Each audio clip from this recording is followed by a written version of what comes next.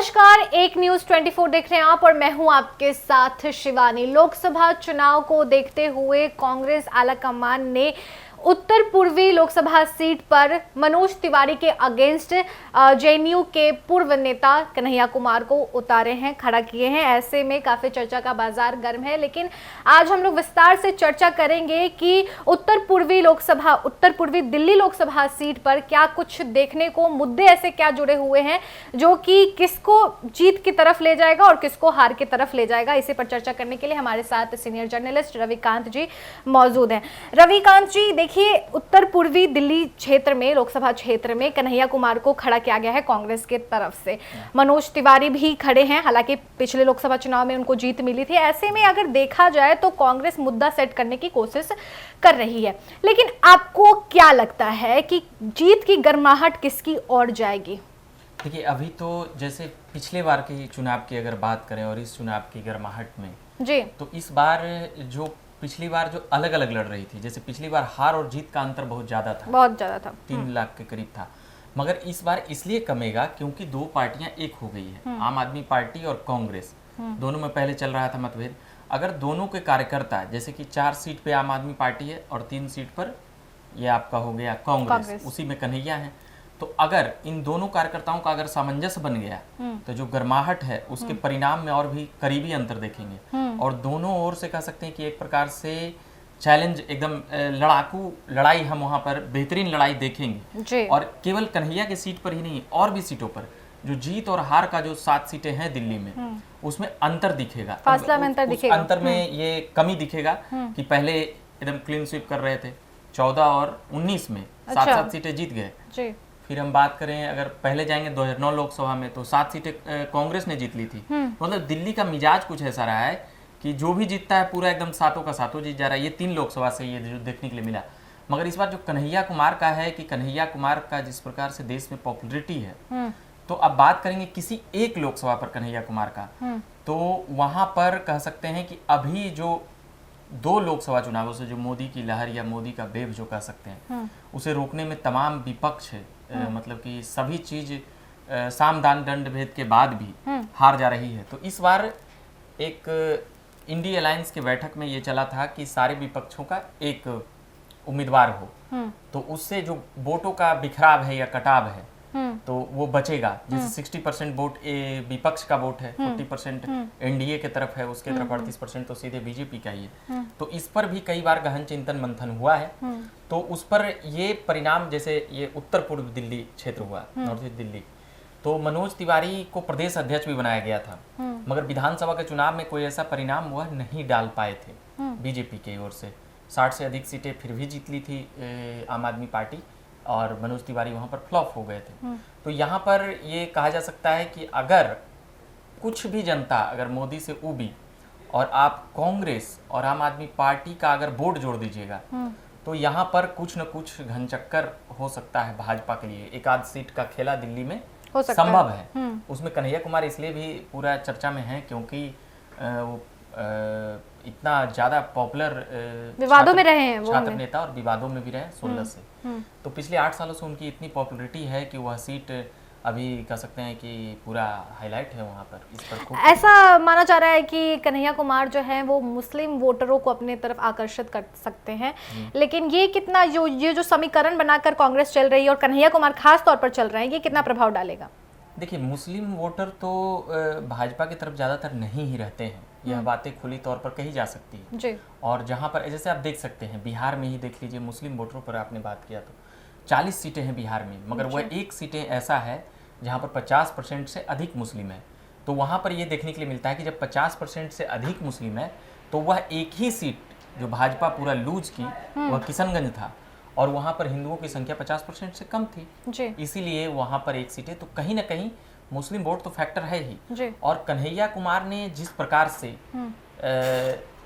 NRC, CA, Kashmir के मामलों पर और अल्पसंख्यकों के, दलितों की बात को लेकर मुखर रहे हैं, तो कहीं ना कहीं मुस्लिम वोट, मुस्लिम समाज एक नेता के तौर पर देखती है। जैसे कई जगहों पर वोट इसलिए भी नहीं कर पाती, जैसे एआईएम आ गए, ओवैसी साहब आ गए, तो उन्हें लगता है कि हमारा नेता यह है, हमारा नेता है जी, बिल्कुल। मगर एक हिंदू होने के तौर पर जब कन्हैया कुमार सीधे तौर पर नरेंद्र मोदी और अमित शाह पर जब हमला बोलते हैं तो वह मुसलमानों के बीच में अच्छा लगता है, ये आमतौर पर देखा गया है। और एक बार यहाँ पर संविधान यात्रा निकाले थे आज से 4 सालों पहले, तो जब गांधी मैदान में वो आए थे तो वहाँ पर खासे संख्या में, आधा से ज़्यादा संख्या मुसलमानों की देखी गई थी।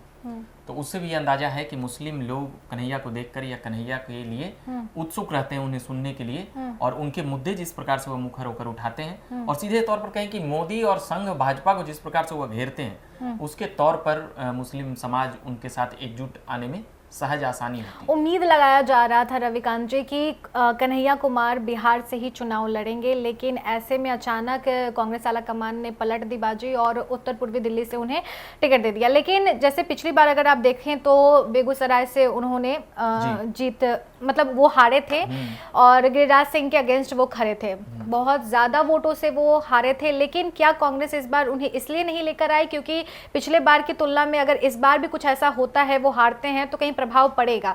क्या ये कुछ तमाम मुद्दे हैं इसलिए वो डरे हुए थे कांग्रेस, इसलिए उन्हें बिहार में नहीं लेके आए?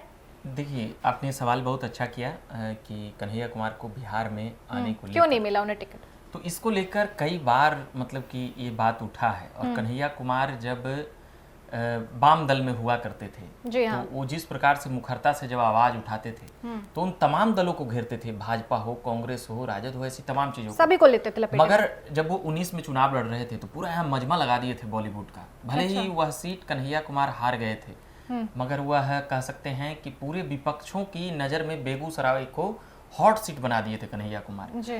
और इस मतलब कि जिस मुखरता के साथ 2016 में जेएनयू से जब बाहर निकलते हैं कन्हैया, तो उनका एक बहुत बड़ा दर्शक वर्ग बन जाता है और वो हर उम्र में रहता है। कई भाजपा के लोग भी, बड़े बड़े नेता हों या उनके कार्यकर्ता हों, वह इस बात को मानते हैं कि कन्हैया कुमार हमारे विचारधारा से नहीं है, हमारे चीज़ों को विरोध करते हैं, मगर उनकी बोलने की शैली और जिस प्रकार से वह हमला बोलते हैं और जिस प्रकार से उनके प्रवक्ताओं को एकदम स्तब्ध कर देते हैं, तो उससे कन्हैया कुमार कहीं ना कहीं एक बड़े नेता की तरह दिखते हैं। मगर अब बिहार में जैसे कि यहाँ आते हैं तो ये बातें होती है कि उन्हीं के नेता को परेशानी होने लगती है। ये आम बातें हैं।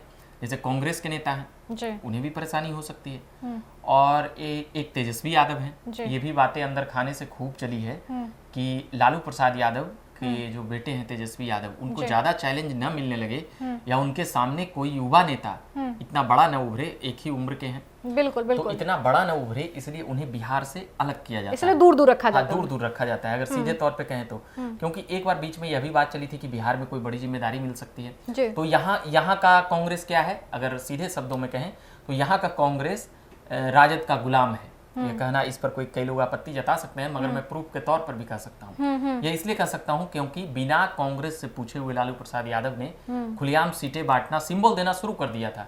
तो आप गुलाम थे तभी ना, इस बात को इनकार कैसे कर सकते हैं? यानी कि आपको नहीं समझ रहे हैं, नहीं बूझ रहे हैं, तो ही वो इतना खुलेआम तरीके से वो कर रहे थे। तो अब बातें आ जाती है कन्हैया कुमार को। तो कन्हैया कुमार जब जब बिहार आते हैं तब तब वह तहलका मचा कर जाते हैं। मगर जब से वह कांग्रेस में गए हैं तो कांग्रेस और राजद का संबंध कुछ ऐसा रहा है पिछले 2 दशकों में कि पूछिए मत। मतलब कि और जो अभी वर्तमान प्रदेश अध्यक्ष हैं वह 1 दशक पहले वह राजद में हुआ करते थे। राजद से लोकसभा से लेकर मिनिस्टर बने थे अखिलेश सिंह। तो कहीं ना कहीं कन्हैया कुमार बिहार के नेताओं के लिए ही, इंडिया अलायंस के नेताओं के लिए ही वह परेशानी का विषय है। इसलिए उन्हें राहुल गांधी की यात्राओं में ले जाया जाता है, तमाम टीवी चैनलों और डिबेटों में उन्हें मुखरता से जगह दी जाती है। और वह दिल्ली से ही वो नेशनल नेता के, छात्र नेता के तौर पर ही जाने गए थे। जेएनयू से वह वायरल हुए थे, लोगों के लिए लोग उन्हें सुनना शुरू किए। मतलब यही हो गया कि वो वायरल हुए थे। सीधे तौर पे कहें तो कि बिहार के बड़ी बड़ी पार्टियां और नेता कन्हैया कुमार से डरते हैं कि अगर वह बिहार में राजनीति करने लगे तो कई युवा नेताओं की दुकानदारी, नेताओं पुत्रों की, उसमें कह सकते हैं कि धुंध पड़ सकती है, वह हल्का हो सकते हैं। ये बातें तय। तो खास मुद्दा क्या रहा? वो पिछले बार सीपीआई से वहां से मतलब बेगूसराय से लड़े लेकिन हार का सामना करना पड़ा। देखिए, सवाल आपने अच्छा किया, मगर एक बात यह है कि वह चुनाव हारे, मगर वहां पर आरजेडी ने अपना उम्मीदवार दिया। और बाद में इस चीज को काउंटर करते हुए नजर आई थी आरजेडी कि जो ये सीपीआई के उम्मीदवार हैं हम इसलिए दे रहे हैं क्योंकि हमारा गठबंधन नहीं है। मगर एक सीट पर और थी तो वहां पर आरजेडी ने उम्मीदवार नहीं दिया था। यहाँ पर इसलिए दिया था कि गिरिराज सिंह के सामने, मतलब और कन्हैया को कमजोर किया, तो निश्चित तो चाहती है अगर राजद कि एक भाजपा को हराना, तो यहाँ पर कन्हैया कुमार के लिए सपोर्ट कर सकती थी, मगर वहां पर न कांग्रेस ने सपोर्ट किया था और न राजद ने सपोर्ट किया था। तब भी उनके उम्मीदवार कन्हैया के नीचे आए थे। बिल्कुल बिल्कुल। ऐसे में अगर देखें तो कन्हैया कुमार विवादों से तो जाने जाते हैं, काफी चर्चा में रहे हैं और रहते भी हैं, लेकिन जैसे ही 370 हटा और कश्मीर के मुद्दों को लेकर उन्होंने कहा है कि विकास हुआ है और केंद्र सरकार के सपोर्ट में वो आ जाते हैं। ये नहीं लगता है कि वो जहां देखते हैं कि भाव मिलेगा वहां वो चल पड़ते हैं? ऐसे में केंद्र का सपोर्ट करना फिर उनके अपोजिट खड़ा हो जाना, ये थोड़ा अटपटा नहीं लग रहा है क्या? जैसे कि आप देख सकते हैं कि 370 हटा, कश्मीर के मुद्दे को लेकर सभी विपक्षों ने जमकर केंद्र को घेरा था, लेकिन कन्हैया कुमार ने खूब तारीफ की थी। जी देखिए, खूब तो तारीफ नहीं किए थे, मगर हाँ हल्के जुबान में वह अपना मनोस्थिति बता दिए थे। देखिए, कुछ इस देश के मुद्दे ऐसे रहे हैं कि जहाँ पर वह जिस परिपाटी से वह गए हैं वहां पर कांग्रेस के भी वह विरोधी रहते थे और राहुल गांधी को भी पप्पू और ऐसी तमाम संज्ञाएं वह दिया करते थे। तो अब वहां से कन्हैया कुमार तारीफ कर रहे हैं, वह तारीफ तो संघ के पेशेंस और आरएसएस पर भी, जिस मुखरता के साथ वह उनके नेताओं पर हमला बोलते थे, तो आरएसएस की भी तारीफ करते हुए नजर आए हैं कि संघ ने जिस प्रकार से पेशेंस यानी धैर्य दिखाया है और जो अनुशासन का परिचय दिया है वह सीखने योग्य है। ये बातें कन्हैया कुमार बोल रहे हैं, पर वो इनडायरेक्ट तारीफ हुआ ना। हाँ नहीं, तो वो तारीफ कर रहे हैं नेशनल, तो वो कभी तारीफ नहीं करते थे। मगर देखिए, कन्हैया कुमार राजनेता हैं, वाम दल से कांग्रेस में गए हैं। हाँ। कई वाम दल नेताओं का इतिहास रहा है कि वह वाम दल से शुरू किए हैं और भाजपा में आकर अच्छे जगहों पर गए हैं। तो कन्हैया कुमार के कई दोस्त जा चुके हैं, मगर हम यह नहीं कहते हैं कि कन्हैया कुमार भाजपा में जा रहे हैं या जाने की मनोस्थिति के साथ है।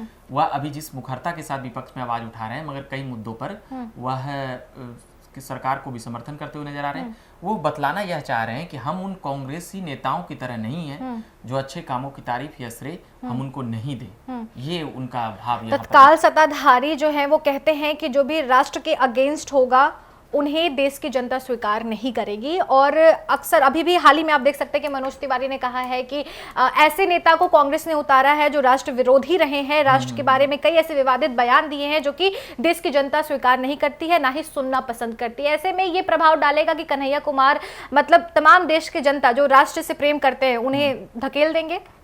जी इस बात को राष्ट्रद्रोही उनके ऊपर एक लेवल लगा था और लगा हुआ है, तो ये चीजें भाजपा और के लोग काफी मुखरता से करते हैं। तो इन चीजों को अगर वो बार-बार उठा रहे, जनता में अगर सही जगहों से अगर लेकर चले गए, अगर वो समझाने में कामयाब हो गए, तो निश्चित तौर पर कन्हैया को इसमें नुकसान होगा। कि जिस प्रकार से जेएनयू में नारे लगे थे अफजल ग्रुप के मामले को लेकर, कन्हैया कुमार जिस प्रकार से एक्सप्लेन कर रहे हैं सभी जगहों पर आकर कि हम केवल छात्र नेता थे, अगर हमारी गलती है तो आप हमें बीच चौराहे पर फांसी दे दीजिए, गोली मार दीजिए, ये कई बार कह चुके हैं। और न्यायालय का जो फैसला है अभी भी वो चल रहा है, उन पर कुछ न कुछ तो ही इतनी बातें इतनी मुखरता से कई चीजें कह रहे हैं।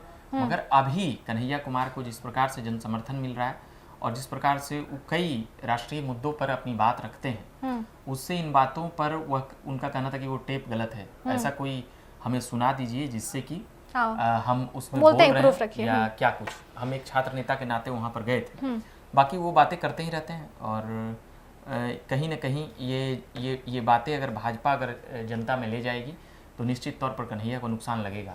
मगर कांग्रेस और आम आदमी पार्टी के एक साथ आ जाने के बाद ये देखा गया है कि कन्हैया कुमार को मजबूती मिलेगी और दोनों को मिलेगी, आम आदमी पार्टी को भी मिलेगी और कांग्रेस को भी मिलेगी। बिल्कुल बिल्कुल।